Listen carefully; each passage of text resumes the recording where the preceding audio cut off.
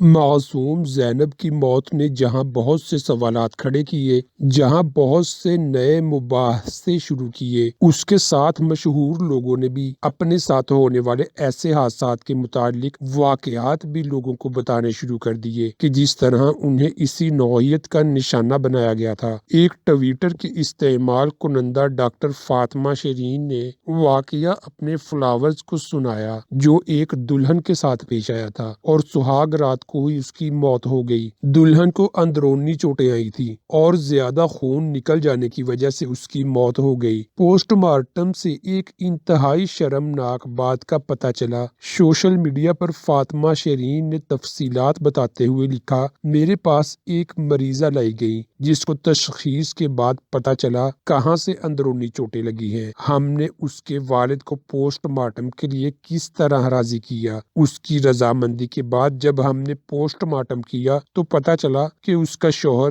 یعنی دلہا ایک ذہنی مریض تھا جو شادی کی رات لوہے کے راڑ استعمال کرتا رہا۔ اس کے بعد ڈاکٹر نے اپنا تبصرہ کیا کہ وہ لڑکی اپنے ولیمہ کے روز موت کے منہ میں چلی گئی، اور ہم اپنے بچوں کو ایسے خطرات سے نپٹنے کی تعلیم نہیں دے سکتے۔ ہمارا معاشرہ مرنے کا حقدار ہے۔ فاطمہ نے یہ واقعہ سنایا تو ٹویٹر صارفین کی جانب سے سوالات کا سلسلہ شروع ہو گیا۔ ایک صارف مہروز ایوب نے پوچھا، اور پھر کیا ہوا؟ کیا پولیس کو شکایت درج کروائی گئی؟ فاطمہ نے جواب دیا، ہاں، لیکن عدالتی کارروائی نہیں ہوئی۔